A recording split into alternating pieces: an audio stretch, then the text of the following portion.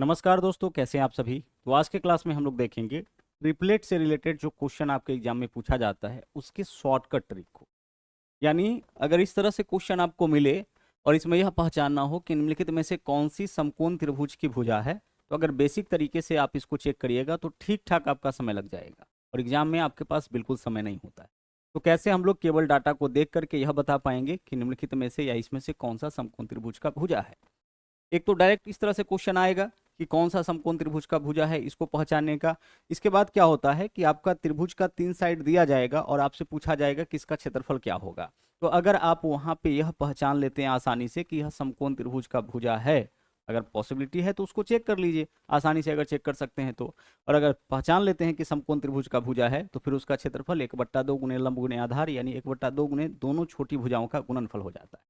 Otherwise आपको क्या करना पड़ेगा, त्रिभुज का अगर तीनों साइड पता है तो हम सबसे पहले एस निकालेंगे, फिर S into root under S into S minus A into S minus B into S minus C करेंगे, जो आपका लंबा प्रक्रिया हो जाता है।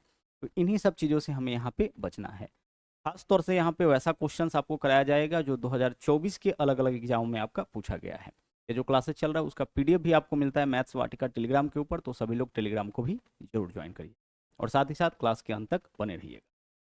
आइए एक चीज़ और आपको हम बता दें कि अगर आप यहाँ पे ALP CBT 2 की तैयारी करना चाहते हैं तो किरण पब्लिकेशन का यह कुछ बुक है जो आपके लिए फायदेमंद हो सकता है। जैसे एक तो आपका प्रैक्टिस वर्क बुक है जिसमें प्रीवियस ईयर क्वेश्चंस भी आपको मिलता है।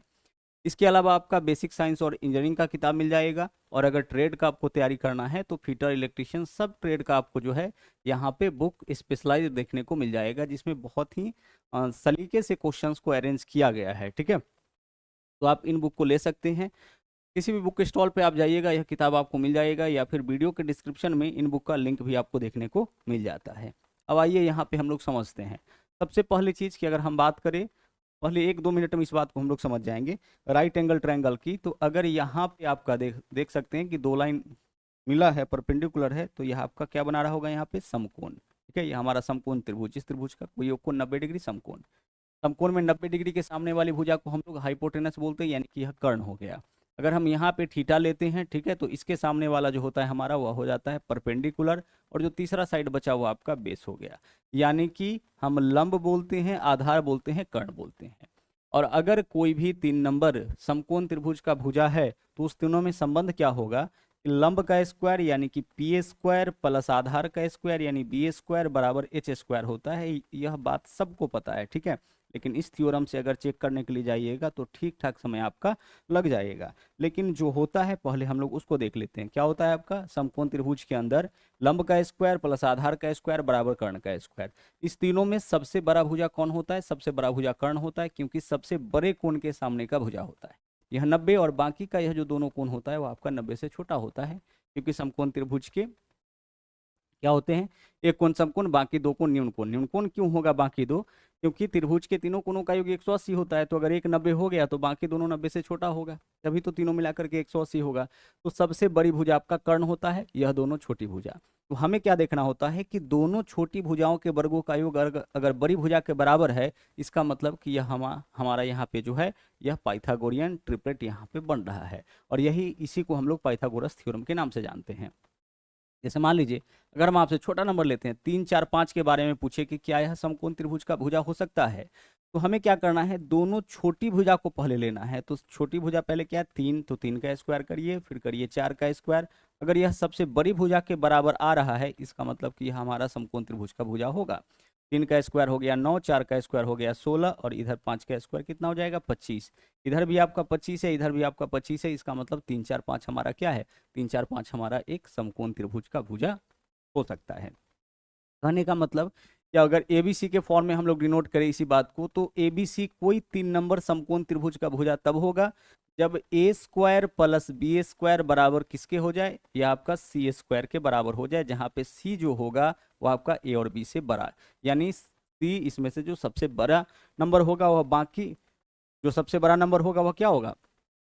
सबसे बड़े नंबर के वर्ग के बराबर दोनों छोटे नंबर के वर्गों का योग हो जाएगा। क्लियर? तो यह तो आपका बेसिक तरीका है। अब हम लोग यहाँ पे कैसे चेक करेंगे, आइए इस बात को समझते हैं। जैसे मान लीजिए आपसे हम यह बोले कि आप हमें यह करके 9, 40 और 41 के बारे में बताइए कि क्या यह समकोण त्रिभुज का भुजा होगा। ध्यान से समझिएगा, पहला एग्जाम्पल आपके सामने हम रख रहे हैं, 9, 40, 41 क्या समकोण त्रिभुज का भुजा होगा? तो क्या आप इसको पाइथागोरस थ्योरम लगाइएगा? बिल्कुल नहीं, क्योंकि उसको लगाइएगा तो टाइम ज़्यादा लगेगा। हमें सिर्फ देख के बताना है। तो देख के कैसे बताएंगे? तो देखिए, हमें क्या करना है कि दोनों बड़ी भुजा को देखिए, इन दोनों को एक बार जोड़िए, तो 40 और 41 कितना हो जाता है? 81। और एक बार दोनों को घटाइए, तो 40 में से 41 घटाएंगे कितना हो जाएगा? 1। और इसका वर्गमूल करके, गुना करके इसका वर्गमूल, यह काम आप मन ही मन कर सकते हैं। इसका गुना करके वर्गमूल करके देखिए क्या यह वैल्यू छोटी भुजा के बराबर आया है? आया है। इसका मतलब कि हमारा राइट एंगल ट्रायंगल का साइड हो सकता है, समकोण त्रिभुज का भुजा हो जाएगा। रिपीट कर रहे हैं, समझिएगा। हमें क्या करना है? दोनों बड़ी भुजाओं को एक बार जोड़ना है तो 81, एक बार घटाना है तो 1, और अगर इसके गुणनफल का वर्गमूल छोटी भुजा के बराबर आ रहा है, इसका मतलब कि हमारा राइट एंगल ट्रायंगल हो जाएगा। और चेक करते हैं, अगर हम आपसे कहे कि 5, 12, 13 क्या समकोण त्रिभुज का भुजा होगा, तो आप क्या करिएगा? दोनों बड़ी भुजाओं को जोड़िए, तो 12 और 13 कितना होगा? 25, और एक बार इसको घटाइए, 12, 13 का अंतर कितना का? 1 का। इसका वर्गमूल चेक करिए, जो बचा हुआ भुजा है, जो छोटी भुजा है, उसके बराबर है। 25 का वर्गमूल 5 है, इसका मतलब 5, 12, 13 हमारा एक ट्रिपलेट होगा। ठीक है, चलिए अब जो क्वेश्चन पूछा गया उसके ऊपर इसको अप्लाई करके देखते हैं। बोला निम्नलिखित में से कौन सा समकोण त्रिभुज का भुजा होगा? तो हम विकल्प ए को चेक करते हैं। आइए, विकल्प ए को चेक करने के लिए हमें क्या करना पड़ेगा कि दोनों बड़ी भुजाओं को पहले जोड़िए। तो 84 प्लस 85 कितना होता है सर? 169 होता है। कितना होता है आपका? 169। अगर 85 में 84 जोड़ ले, 169। इसका अंतर कितना का हो जाएगा सर? अंतर 1 का हो जाएगा। क्या इसके गुणनफल का वर्गमूल जो तीसरा साइड आपका बच रहा है उसके बराबर है? सर हाँ है, 13 आ गया। इसका मतलब कि यह हमारा समकोण त्रिभुज का भुजा होगा। हमें आगे चेक करने की आवश्यकता नहीं है। निम्नलिखित में से कौन सा समकोण त्रिभुज की भुजा हो सकती है? समकोण त्रिभुज का भुजा कौन होगा? जिसमें लंब का स्क्वायर प्लस आधार का स्क्वायर बराबर कर्ण का स्क्वायर होगा। लेकिन हम स्क्वायर करके जब आपका कैलकुलेशन करेंगे तो टाइम हमारा ज़्यादा लगेगा। तो हमने आपको शॉर्टकट तरीका क्या बताया कि दोनों बड़ी भुजा को जोड़िए, 169, घटाइए 1। अब इसका वर्गमूल चेक करिए, अगर छोटा के बराबर आ गया, इसका मतलब कि हमारा राइट एंगल ट्रायंगल है। ठीक है, बाकी हमें चेक करने की आवश्यकता नहीं है। वैसे भी अगर आप चेक करके देखिएगा तो यहाँ 115 है, 84 है, जोड़िएगा, जोड़ते ही आपको पता लग जाएगा, और फिर घटाते ही पता लग जाएगा कि जो नंबर आ रहा है उसका वर्गमूल आपका निकलेगा ही नहीं। और वर्गमूल नहीं निकलेगा उस केस में जो है ट्रिपलेट आपका बनेगा ही नहीं। यहाँ देखिए, निम्नलिखित में से कौन सा समकोण त्रिभुज का भुजा होगा? यहाँ पे क्या है हमारे पास? 72 है, 30 है, 78 है, 15 है, 19 है, 41 है। हम क्या करेंगे? हमारा तरीका वही रहेगा। हम क्या करेंगे? दोनों बड़ी भुजाओं को एक बार जोड़ेंगे। तो दोनों बड़ी भुजा को जोड़ के देखिए तो कितना होगा? 78 में 72 जोड़ेंगे, 150 हो जाएगा। फिर 78 प्लस 72, 150। 78 में दो जोड़ेंगे, 80 प्लस 70, 150 हो गया। एक बार घटाइए तो इस दोनों को, तो 78 में से 72 घटाएंगे, 6 हो जाएगा। और इसका वर्गमूल एक बार चेक करिए सर, 150 गुने 6, 15 छक्के 90, 900। और 900 का वर्गमूल कितना हो जाएगा? 30 हो जाएगा। यानी इसका वर्गमूल आपका 30 निकल जाएगा। यहाँ से अगर हम देखें तो 25 गुने 6 आपका होता है ना 150, तो 25 का वर्गमूल 5, और 2 6 में से 1 6 निकल जाएगा, तो 6 पंचे 30। कहने का मतलब कि दोनों बड़ी भुजाओं का योग और अंतर का जो गुणनफल का वर्गमूल चेक किए वो छोटी के बराबर आ गया। इसका मतलब ये हमारा राइट एंगल ट्रायंगल है। विकल्प ए हमारा यहाँ पे सही आंसर हो जाएगा। अगर ऐसा नहीं होता तो फिर हम अगला को चेक करते, फिर हम लोग आगे बढ़ते। ठीक है, जैसे मान लीजिए यहाँ देखिए दोनों बड़ी भुजा क्या है? 41 और 19, तो कितना हो जाएगा ये आपका? 60 होगा क्या? 41 में 19 जोड़ेंगे, 60 हो जाएगा। और अंतर कितना का? अंतर आपका यहाँ पे 21 का हो जाएगा ना, हाँ 22 का हो जाएगा ना। 22 और 9 31 और 10 41, 22 का। अब इसके गुणनफल का वर्गमूल चेक करिए। अगर इसके गुणनफल का वर्गमूल आपका 15 आ जाएगा तो आपका यह भी आप समकोण त्रिभुज का भुजा हो सकता है। और देख के लग रहा है कि जो नंबर मिलेगा हमें उसके अंतिम में 0 मिल रहा है, और 1 0 मिल रहा है। और किसी भी संख्या के लास्ट में अगर 1 0 होता है तो वह कभी भी पूर्ण वर्ग संख्या नहीं होता है, इसका वर्गमूल आपका पूर्णांक में आएगा ही नहीं। ठीक है, तो ये हमारा ट्रिपलेट नहीं होगा। और भी चेक कर सकते हैं, 11 12 देख लीजिए कितना हो जाएगा? 13। अंतर कितना का? 1 का। इसका वर्गमूल आपका क्या 5 के बराबर आएगा? नहीं आएगा, यह आपका समकोण का भुजा नहीं होगा। 10 12 कितना हो जाएगा? 22। योग कितना होगा इसका? योग आपका हो गया 22। अंतर कितना का? 2 का। 44 का वर्गमूल निकलेगा? नहीं निकलेगा। यानी अगर यह कॉन्सेप्ट आपके पास है तो केवल डाटा को देखिएगा, पता लग जाएगा कि यह समकोण त्रिभुज का भुजा है या नहीं है। आगे बढ़िए। अब देखिए 2024 के अंदर किस तरीके से क्वेश्चन आपका ट्रायंगल से पूछा गया। सीधे डाटा इस तरह से कि एक त्रिभुज की भुजा 60, 61 और 11 सेंटीमीटर है, तो इसका क्षेत्रफल क्या होगा?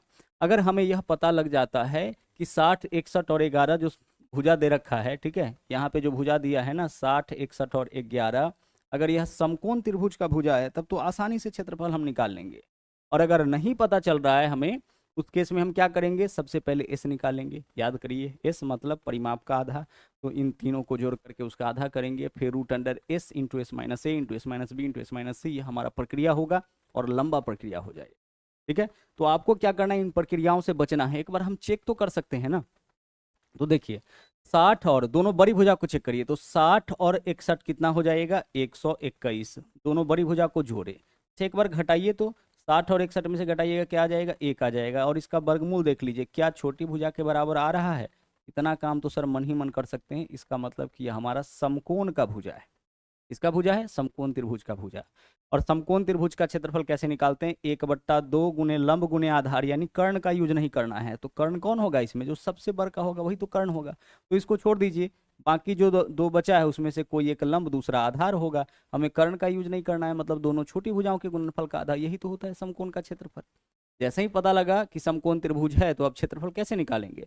समकोण का क्षेत्रफल होता है 1/2 गुने लंब गुने आधार, यानी दोनों छोटी भुजाओं का गुणनफल। कर्ण का यूज नहीं करना है। अब बता दीजिए फटाफट से, अब कोई भी बता देगा कि सर इस क्वेश्चन का आंसर क्या होगा। 2 से काटेंगे 30, 11 तिया 33, यानी कि 330 आपके क्वेश्चन का सही आंसर हो जाएगा। क्लियर, चलिए आगे बढ़ते हैं, अगले क्वेश्चन को देखते हैं। यहाँ देखिए बोला गया है कि 60, 75 और 45 सेंटीमीटर है। एक त्रिभुज की भुजाएं क्या है, 60, 75 और 45 सेंटीमीटर इसका क्षेत्रफल। क्या आप चेक कर पाइएगा कि यह समकोण है कि नहीं। तो बड़ी भुजाओं को देखिए, एक बार बड़ी भुजाओं को जोड़िए, तो 60 में 75 जोड़ेंगे तो यहाँ पे आपका एक तो 5 आ जाएगा, ठीक है, और 7 6 13, यानी कि 135, यही होगा ना। अच्छा हाँ 135। अब एक बार इसका अंतर चेक करिए, तो अंतर कितना का हो जाएगा, 75 और 60 में 15 का। और अंतर का इसका वर्गमूल करके आप देख लीजिए, अगर यह 45 के बराबर आ गया, यानी कि यह जो है हमारा राइट एंगल ट्रायंगल होगा। तो 135 होता क्या है सर, 15 नमा 135 होता है। 15 के फॉर्म इसलिए तो रहा है क्योंकि यहाँ 15 है, तो एक 15 इसमें एक 15 इसमें, तो एक तो आपका 15 निकलेगा, और इंटू यहाँ 9 है, 9 का वर्गमूल क्या होगा, 3, 15 या 45, यानी दोनों छोटी भुजाओं बड़ी भुजाओं के योग और अंतर के गुणनफल का वर्गमूल जो है छोटी के बराबर आ गया। इसका मतलब कि समकोण त्रिभुज है। अब बताइए क्षेत्रफल क्या होगा सर, अब क्षेत्रफल हो जाएगा 1/2 गुणे दोनों छोटी भुजाओं का गुणनफल। तो एक हमारा 60 है, दूसरा 45 है, तो 60 गुने क्या लिखेंगे हम यहाँ पे 45। क्या 75 को यूज करेंगे यहाँ, तो 75 का यूज यहाँ पे नहीं करेंगे। क्षेत्रफल निकालने में होता है लंब गुणे आधार। 75 तो कर्ण होगा क्योंकि सबसे बड़ा होगा। यहाँ से देख लीजिए कितना आ जाएगा, 30 आ जाएगा। सोल्व इसको कर लीजिए, जीरो वाला तो एकमात्र ऑप्शन है, तो 1350 आपके क्वेश्चन का आंसर हो जाएगा। वैसे भी देखिए 0, 5 तिया 15, 5 हासिल 1, 4 तिया 12 और 1 13, 1350 वर्ग सेंटीमीटर, यही हमारा क्षेत्रफल हो जाएगा। क्लियर हो रहा है, चलिए आगे बढ़ते हैं। अगला सवाल देखिए, एक त्रिभुज की भुजाएं 16, 30 और 34 सेंटीमीटर है, इसका क्षेत्रफल चेक कर लेते हैं यह समकोण है कि नहीं। तो आगे चलिए, समकोण है कि नहीं कैसे चेक करेंगे, तो दोनों बड़ी भुजा को एक बार जोड़िए। सर 30 और 34 होता है 64, घटाइए 30 और 34 में अंतर कितना का, 4 का, और इसका वर्गमूल करिए। 64 चौके 256 का वर्गमूल 16, इसके बराबर आ गया। इसका मतलब ये हमारा समकोण त्रिभुज है। तो अब हम क्षेत्रफल कैसे निकालेंगे, 1/2 गुने लंब गुने आधार, यानी छोटी भुजा, तो 16 और कितना होगा आपका 30 होगा। सोल्व इसको कर लीजिए, 2 से काटिएगा, 8 दूना 16, 8 तिरिक 24, यानी 240 आपके क्वेश्चन का आंसर हो जाएगा। यह सभी क्वेश्चन जो है आपका 2024 के एग्जाम में पूछा गया है, ठीक है। चलिए, तो उम्मीद करते हैं कि यह जो कॉन्सेप्ट था वह आपको अच्छे से समझ में आया होगा। आप बोलोगे कि सर अगर यहाँ पे चेक करने के बाद यह पता चलता कि समकोण त्रिभुज का भुजा नहीं है, तो फिर हम क्षेत्रफल कैसे निकालते। तो यह हम मेंसुरेशन के अंदर बहुत अच्छे तरीके से पढ़ा चुके हैं, ठीक है। और 2-3 वीडियो के पहले जो है मेंसुरेशन का आपका क्लास हुआ है, जिसमें हमने आपको त्रिभुज के बारे में बताया था पूरा अलग अलग कि कौन कितने प्रकार के त्रिभुज होते हैं, उसका क्षेत्रफल हमें कैसे निकालना है, अंतःवृत्त परिवृत्त, बहुत सारा कॉन्सेप्ट वहाँ पे आपको कराया गया है। उसकी मदद से आप क्षेत्रफल निकाल सकते हैं। 3 तरीका हम आपको बताए थे क्षेत्रफल निकालने का। एक तो 1/2 गुने आधार गुणे ऊंचाई, जब आधार ऊंचाई पता हो। के अलावा 1/2 गुने AB sin थीटा, जब दो भुजा उसके बीच का कोण पता हो। और जब तीनों साइड पता हो तो root under S into S minus A into S minus B into S minus C, इसका भी यूज आप, ठीक है। चलिए, तो बाकी आपका बैचेज है जो कि आपको मिलेगा मैथ्स वाटिका 2.0 एप्लीकेशन के ऊपर, जिसका लिंक आपको इस वीडियो के डिस्क्रिप्शन में मिल जाएगा, या फिर आप इस एप्लीकेशन को प्ले स्टोर से भी डाउनलोड कर सकते हैं। वहाँ पे आपको यह सब बैच अलग अलग दिख रहा होगा। मैथ के लिए ब्रह्मास्त्र बैच है जिसके अंदर कंप्लीट मैथमेटिक्स आपको पढ़ाया जाएगा, यह आपका बीओडी बैच है। और यह जो बैच है आपका वो आपका फाउंडेशन बैच है, यानी मैथ्स में जीरो से हीरो अगर बनना चाहते हैं तो आपके लिए ब्रह्मास्त्र बैच आपका बेस्ट रहेगा। इसके अलावा रेलवे का अगर आप तैयारी कर रहे हैं ग्रुप डी का, तो ग्रुप डी के लिए स्पेशल यह बैच है सफलता बैच, इसको आप ले सकते हैं। सफलता का यह आपका स्पेशल बैच है मैथ्स प्लस रीजनिंग। रेलवे के किसी भी एग्जाम के लिए 2025 में रेलवे के होने वाले सभी एग्जाम के लिए आपका बैच है, जिसके अंदर कंप्लीट मैथमेटिक्स और रीजनिंग जो है वो आपको कराया जाएगा। और इसका जो पैटर्न है, टीसीएस का जो लेटेस्ट पैटर्न रहा है यानी 2024 का, बिल्कुल उसके अनुसार इसके अंदर क्लासेज आपका चल रहा है। साथ ही साथ आपका अगला रीजनिंग फाउंडेशन बैच है। तो इन बैचेज के साथ जुड़ करके आप अपनी तैयारी को जो है और बेहतर बना सकते हैं। तो आज के लिए इतना ही, मिलते हैं फिर से अगले वीडियो में और कुछ नए कॉन्सेप्ट के साथ। थैंक यू, जय हिंद।